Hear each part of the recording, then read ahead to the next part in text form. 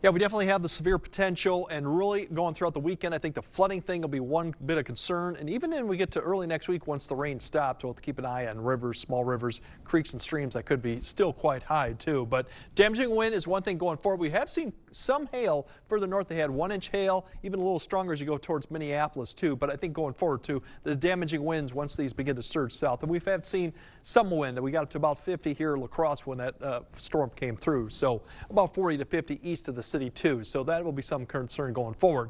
Now this is a very challenging environment too all the way through Monday. So the confidence is fairly low beyond about 12 hours because past storms really determine the future ones too. Leftover boundaries can form new storms. They can merge. They can separate. We do have some systems aloft that are coming through to help these storms. But once these complexes develop, they can go on their own too and to create the whole different weather system that you would expect. So definitely keep checking back on the forecast. But if you have the app, definitely have the app. And then check the radar quite often during the day. There's even a future track on that too that you can track out also. So something to keep in mind of for this weekend going through Monday. Now right now all this activity is beginning to fall apart. That's the good news. It's just general thunderstorms right now. Not expecting to see heavy amounts of rain with this as it begins to push southeast. It should be fairly quiet for the rest of the night too as we go forward. But here's the rain amounts. You see now it's picked up all the way about 1 to 2 inches. Once you get into this red, you're looking at 2.5 to maybe 3 inches. So this area just north of Red Wing up towards 63, you'll have to keep an eye on that because that's one round. If they get hit again and again, then you can start adding up too. Further south, once again, we'll have to keep an eye once again. All these areas, this is just the start, and if you have multiple rounds, that can lead to some problems. So we're not expecting to see a lot of activity. You see a little bit persist maybe near I-20, but then as we go throughout the rest of the night, it's going to be the complex out to the far western Minnesota and South Dakota that begins to develop. So start right away in the morning. It'll probably be quiet around 5 to 6. The only exception is if this thing speeds up a little bit, we might see it earlier. But for right now, I think it will hold off. But you see it quickly develop and really create a nice bow shape coming through Minneapolis. So you can see some damaging winds there. Also heavy rain. By the time it gets to Eau Claire, it could be around 8 to 9.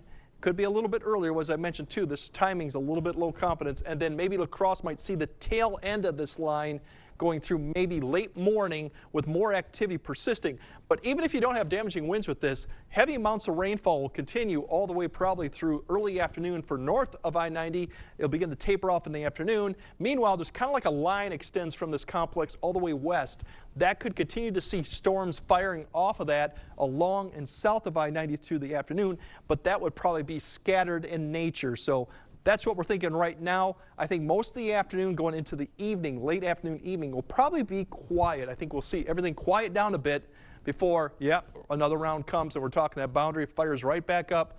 Late Sunday morning, look at this, Saturday night and Sunday morning, another line begins to form right along that boundary, which gets pushed south, and then it'll stall and then eventually come north. So there's a lot of issues going on with this. Rain amounts, this goes all the way through about early Sunday, just preliminary. You could see anywhere from 1 to 2 to even 3 inches, especially where lines form, especially that line going into Saturday night. So that could change, but we've got the potential there. And the severe potential, as I mentioned, damaging winds and the flooding potential going in.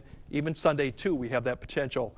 There's your temperatures tomorrow. A lot of cloud cover, humid, even issues too going on Sunday too with temperatures. The good news is once we go to the work week, once we get past Monday, we got some fantastic weather coming up for the rest of the work week, and even more like fall-like conditions going into next weekend, where we could see temperatures barely hitting maybe 71, 72 as we go to Sunday. Wow, that'd be quite a switch around. That's going to be a switch around too, but we got to get through this weekend. So definitely, if you're in flood-prone areas, definitely stay tuned to the weather and keep an eye on how much rain you got falling there, because after quarreling too, things get kind of quite active there. Absolutely. Thanks, Greg.